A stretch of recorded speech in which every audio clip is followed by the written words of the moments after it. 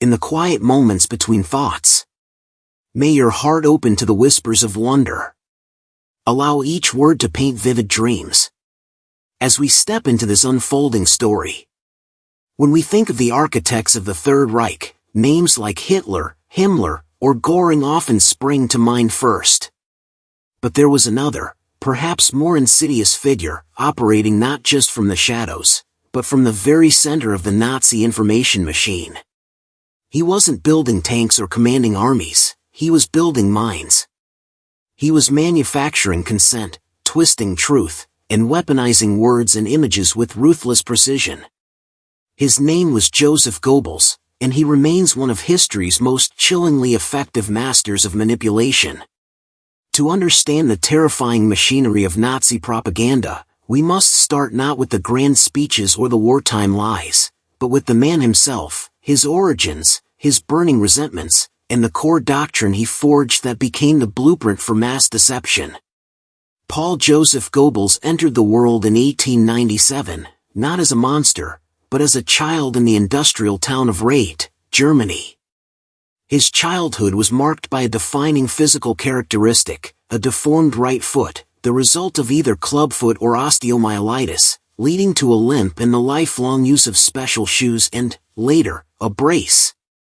This wasn't just a physical burden, it was a psychological crucible. Young Joseph felt different, ostracized. He compensated with a ferocious intellect and an insatiable drive for recognition. He excelled academically, fueled by a burning ambition to rise above his perceived limitations. He devoured literature, philosophy, and history, developing a romantic, almost mystical, view of German culture and destiny. But beneath this intellectualism simmered a potent cocktail of resentment, insecurity, and a desperate need to belong to something powerful, something that would erase the stigma he carried. He earned a doctorate in literature, a Herr Doctor, but the prestigious academic career he craved remained elusive. The Weimar Republic, struggling and chaotic, felt to him like a betrayal of Germany's true potential. He drifted, disillusioned and angry, searching for an outlet for his considerable talents and his profound bitterness. That outlet found him in the mid-1920s, in the form of a radical, fringe movement, the National Socialist German Workers' Party, the Nazis. Initially skeptical, Goebbels was drawn, almost magnetically, to its charismatic leader, Adolf Hitler. Here was the embodiment of the strength and decisiveness Goebbels craved. Hitler, the master manipulator himself, recognized Goebbels' fiery oratory and sharp intellect. Goebbels found in Nazism not just a political cause, but a calling, a chance for revenge against a world he felt had scorned him. He threw himself into the movement with fanatical zeal. His early role was as a regional party organizer and propagandist, notably in Berlin, a chaotic, left-leaning stronghold where the Nazis were initially a joke. Goebbels saw this not as a disadvantage, but as a challenge. He launched the newspaper Der Angriff, The Attack, a vitriolic, scandal-mongering sheet designed to grab attention, provoke outrage, and spread the Nazi message with brutal simplicity and relentless aggression. This was his laboratory. He learned the power of provocation, the effectiveness of constant attacks on enemies, real and imagined, and the importance of creating a sense of constant crisis that only the Nazis could resolve. He cultivated a persona, the sharp-tongued, ruthless, intellectual street fighter.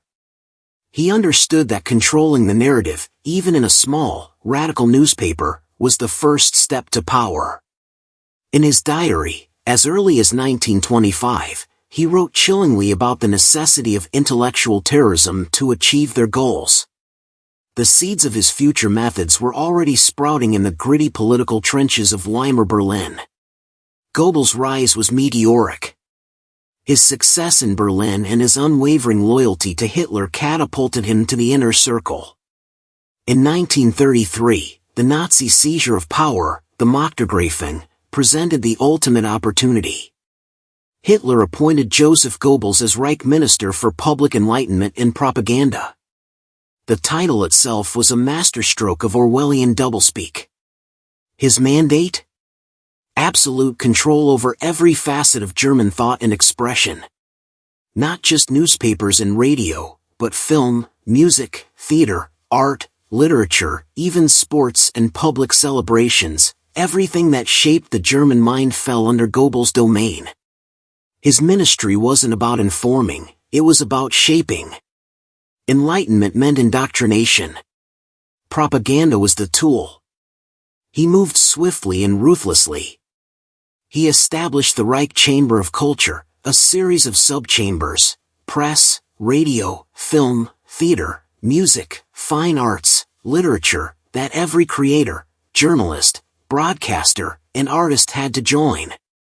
Membership wasn't voluntary, it was mandatory for employment. And membership meant strict adherence to Nazi ideology. Dissenters, Jews, socialists, liberals, they were purged, silenced, exiled, or worse. Independent media vanished. Overnight, Goebbels became the sole puppeteer of Germany's entire information and cultural landscape. This wasn't just censorship, it was the creation of a totalitarian echo chamber where only one voice, amplified 1,000-fold, could be heard. But Goebbels wasn't merely an administrator, he was a theorist, a true believer in the power and necessity of propaganda. His foundational text, often overlooked but absolutely crucial, is the essay Knowledge and Propaganda, sometimes translated as Why Propaganda, written in the early 1930s. This isn't a dry manual, it's a chilling manifesto revealing the core principles that would guide his terrifyingly effective machinery for the next 12 years. Forget the notion of propaganda as clumsy lies. For Goebbels, it was a sophisticated, scientific tool for mass psychological engineering. His core tenets, distilled from this essay in his early actions, were stark. 1. The big lie. While often misattributed solely to him, Hitler discussed it in Mein Kampf. Goebbels perfected it. The principle is simple: tell a lie so colossal, so audacious, so emotionally charged, that people simply cannot believe anyone would have the impudence to distort the truth so infamously. The sheer scale breeds its own perverse credibility. It bypasses rational skepticism through shock and awe. 2. Simplicity and repetition. Complex truths are the enemy. Effective propaganda must boil messages down to stark, easily digestible slogans, symbols, and images. Think Ein Volk, ein Reich, ein Führer. One people, one empire, one leader. These slogans are then repeated incessantly, hammered into the public consciousness through every available channel: radio, posters, films, newspapers, rallies. Repetition breeds familiarity, and familiarity breeds acceptance. As Goebbels bluntly stated, if you tell a lie big enough and keep repeating it, people will eventually come to believe it. 3. Emotion over reason. Goebbels held the masses in contempt, viewing them as fundamentally irrational and driven by primitive feelings: fear, hatred, love, hope, pride. Propaganda must target these emotions directly, bypassing critical thinking. Stirring powerful feelings: fear of enemies, Jews, Bolsheviks, pride in the nation, hope for the future, hatred of traitors, was far more effective than logical argument. Propaganda, he believed, was not a matter for intellectuals, but a matter for psychologists. 4. Unity and orchestration. Every message, every image, every broadcast, every film, every school lesson, every public event had to sing from the same hymn sheet. There could be no dissonance, no alternative viewpoint. This required absolute central control and perfect coordination across all media and cultural outlets. The goal was to create an all-enveloping, seamless reality where the Nazi worldview was the only reality. Goebbels famously declared, "Propaganda has only one object, to conquer the masses. Every means that furthers this aim is good, every means that hinders it is bad." 5. The cult of the Führer. Central to all Nazi propaganda was the deification of Adolf Hitler. Goebbels crafted the image of Hitler as infallible genius, savior of Germany, man of destiny, and embodiment of the nation's will. Every success was Hitler's success, every setback was the fault of traitors or external enemies. This cult provided a focal point for loyalty, hope, and obedience, making criticism of the regime tantamount to blasphemy. This was Goebbels' blueprint, a cold, calculated system designed to bypass reason, manipulate emotion, control information absolutely, and forge a population malleable to the will of the Nazi state. He called it steel-like romanticism, the fusion of brutal, efficient control with emotionally charged myth-making. The Herr Doctor, the limping intellectual outsider consumed by resentment, had found his power. He didn't just want to control Germany, he wanted to reshape the German soul itself, to make hatred feel like patriotism, obedience feel like freedom, and lies feel like truth. He saw propaganda not as a necessary evil, but as the highest art form of the modern state, the art of total mental domination. This was the foundation laid before the first shot of World War II was fired. The machinery was built, the principles codified, the channels of communication seized.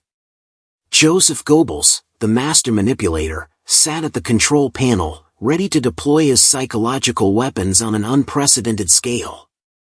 The terrifying efficiency of his wartime propaganda, the lies that sustained morale, the hatred that fueled genocide, the distortions that masked disaster, all stemmed from this ruthless doctrine and the absolute control he wielded.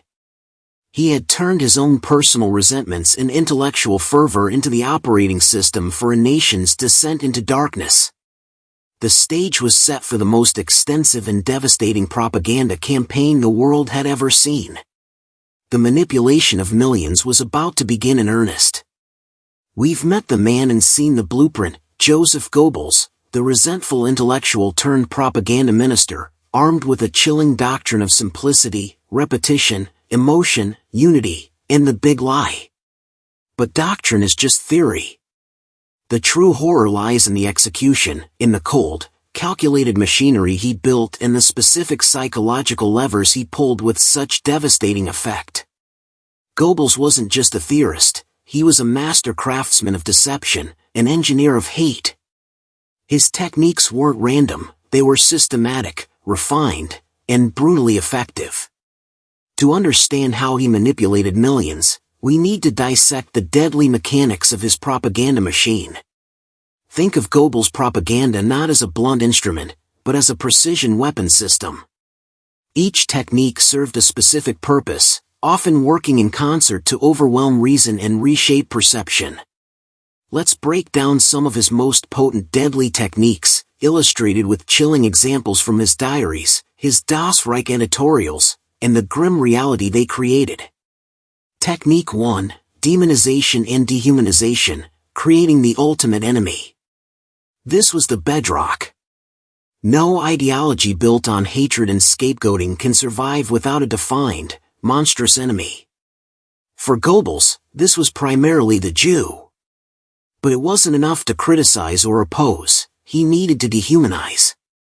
Jews weren't presented as people with differing views, they were portrayed as an existential, subhuman threat, a parasitic bacillus infecting the German body politic, a global conspiracy of Bolsheviks and plutocrats hell-bent on Germany's destruction. This language, repeated endlessly in newspapers, posters, films like The WWII Jude, The Eternal Jew, and school textbooks, served a critical psychological function. It bypassed empathy. How can you feel compassion for a virus, a parasite, a rat? How can you question the necessity of removing a disease? Dehumanization made the unthinkable, discrimination, violence, and ultimately genocide, seem like a logical, even sanitary, act of national self-defense. In his diary, Goebbels coldly noted the effectiveness of this tactic. The Jews are the cement that holds the enemy coalition together. We must hammer this fact into the consciousness of the people until they instinctively connect the concept of enemy with the concept of Jew. This wasn't just hate speech, it was psychological preparation for atrocity.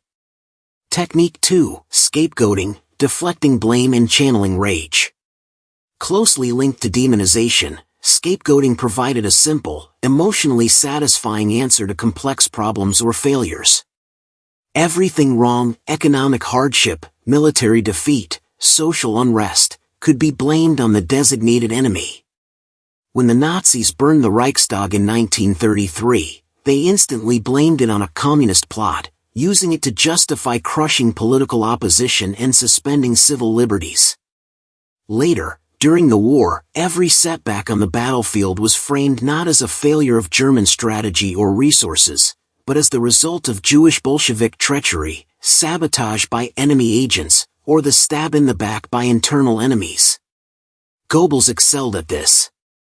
After the devastating defeat at Stalingrad in early 1943, his propaganda didn't dwell on the catastrophic loss of life or strategic error. Instead, he amplified stories of Asiatic Bolshevik hordes committing atrocities against brave German soldiers, and blamed the scale of the defeat on international Jewry pulling the strings of the Allies. This served multiple purposes. It shielded the Nazi leadership, especially Hitler, from criticism, it reinforced the demonization of the enemy, and it channeled the population's natural fear and grief into a burning, unifying hatred. Anger directed outward is anger not directed at the regime. As Goebbels cynically observed in his diaries, a population united against an external threat is easier to control. Technique 3. Orchestrated unity in manufactured consensus, the illusion of the Volksgemeinschaft. Goebbels understood the human need to belong. His propaganda relentlessly promoted the idea of the Volksgemeinschaft, the national community. This wasn't just a slogan, it was an immersive experience meticulously crafted to create the illusion of perfect, joyous unity behind the Führer and the Nazi cause. Think of those vast Nuremberg rallies, the sea of identical flags, the perfectly synchronized marches, the ecstatic crowds chanting in unison. These weren't spontaneous outpourings, they were meticulously staged theatrical productions, designed for maximum visual and emotional impact in newsreels and photographs. Radio broadcasts were filled with reports of enthusiastic support from every corner of the Reich. Newspapers only published letters praising the regime. Dissent was not just suppressed, it was rendered invisible. The message was constant and overwhelming. Everyone who matters, true Germans, believes this. You are either part of this joyful, powerful community, sharing in its triumphs and destiny, or you are an outcast, an enemy. This manufactured consensus created immense social pressure to conform. Who wants to be the lone voice of doubt in a sea of apparent certainty and enthusiasm?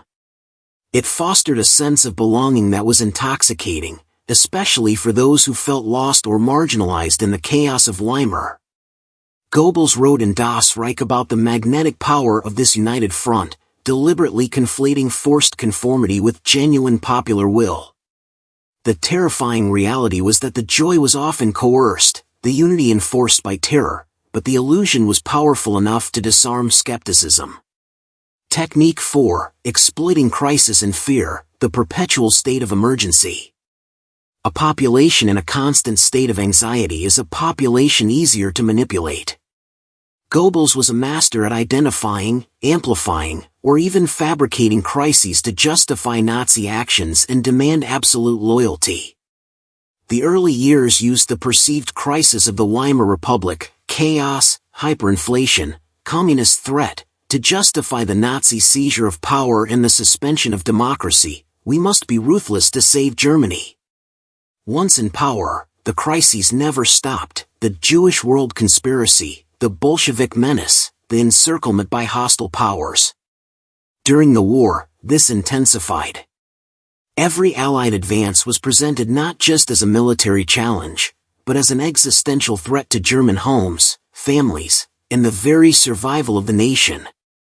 Goebbels' infamous Total War speech in February 1943, delivered in the Berlin Sportpalast after Stalingrad, is a textbook example. He didn't sugarcoat the severity of the situation, he dramatized it. He spoke of the Bolshevik storm threatening Europe, the extermination Germans faced if they lost.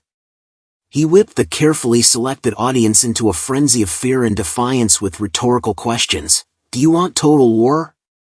The crisis was real, Germany was losing, but Goebbels amplified the fear to hysterical levels to demand ever greater sacrifices and tighten the regime's grip. Fear, he knew, paralyzes critical thought and makes people crave strong leadership and simple solutions, precisely what he and Hitler offered. Technique 5. Controlling the information environment, the monopoly on truth. This is where Goebbels' absolute control over all media became his ultimate weapon. His doctrine of unity required that no contradictory information could reach the German public. Foreign radio broadcasts were jammed. Listening to them was a serious crime punishable by death or concentration camp. Possession of underground leaflets of enemy propaganda, carried severe penalties. All news was filtered, sanitized, and spun through the propaganda ministry. Early victories were glorified beyond recognition, defeats were minimized, delayed in reporting, or spun as strategic withdrawals or heroic last stands. When the Allied bombing campaign began devastating German cities, Goebbels didn't deny the destruction. Instead, he controlled the narrative. He focused on German resilience, we endure, the terror bombing by gangster pilots, and the necessity for vengeance. He used carefully curated images and reports to shape the emotional response, fury at the enemy, admiration for the suffering populace, reinforced hatred. His Das Reich editorials were particularly insidious. Written in a seemingly sophisticated, intellectual style, unlike the cruder Der Stürmer, they provided the explanation and moral justification for events, offering the illusion of depth and reason to what was still pure propaganda. They were aimed at the educated elite and the middle class, giving them a seemingly respectable framework to accept the regime's actions. In his diaries, Goebbels frequently gloated about silencing critics or controlling the spin on events, revealing his acute awareness that truth was the enemy. The most brilliant propagandist technique, he wrote, will yield no success unless one fundamental principle is borne in mind constantly. It must confine itself to a few points and repeat them over and over. Repetition requires control. You can't have competing messages. Technique 6. Repetition and saturation, drowning out doubt. This is where the doctrine became daily practice. Goebbels grasped a fundamental psychological truth: constant exposure shapes belief. A message, no matter how absurd, repeated incessantly across every platform, radio, press, film, posters, rallies, schools, workplaces, starts to feel familiar. Familiarity breeds a sense of normality, and eventually, acceptance. Slogans like "the Führer is always right," or "victory or Bolshevist chaos," were hammered home relentlessly. Themes of Jewish conspiracy, German superiority, and the threat of Bolshevism were woven into news reports, entertainment films, documentaries, children's books, even song lyrics. There was no escape. The sheer volume created a psychological saturation point. Even those who initially harbored doubts found it exhausting to constantly resist the tidal wave of official messaging. Doubt requires mental energy. Constant repetition wears down resistance, creating a passive acceptance or even active belief. Goebbels explicitly stated this strategy: propaganda must facilitate the displacement of aggression by specifying the targets for hatred. You specify the target by naming it, depicting it, condemning it, over and over and over again. Technique 7. Emotional priming and symbolism, bypassing the brain, targeting the gut. Goebbels knew logic was his enemy. His most powerful techniques bypassed rational thought entirely, targeting primal emotions directly. He used powerful, easily understood symbols: the swastika, the straight-armed salute, the imagery of radiant Aryan families, the menacing depictions of Jewish predators. Music was crucial: stirring marches for unity and strength, somber tones for sacrifice, dissonant sounds associated with the enemy in films. Rituals and spectacle, torchlight parades, mass oath-takings, the choreographed grandeur of rallies, created powerful emotional experiences that forged a visceral connection to the movement. He exploited deep-seated fears, fear of chaos, fear of the other, fear of weakness, fear of national humiliation. He simultaneously stoked powerful positive emotions, national pride, hope for a glorious future, the thrill of belonging to a resurgent, powerful community. His propaganda often framed choices not as political decisions, but as stark moral dichotomies, light versus darkness, good versus evil, survival versus annihilation. This emotional priming made complex realities disappear. People didn't think about the morality of persecuting Jews, they felt a righteous anger against the vermin threatening their homes. They didn't analyze the strategic situation, they felt a desperate fear that demanded total sacrifice, or a burning hope for final victory promised by the Führer. Goebbels wrote extensively about the need to reach the instincts in the heart of the masses, dismissing intellectual arguments as irrelevant. His was a propaganda of the gut, not the mind. The story isn't over yet. The next chapter drops soon. Signing off.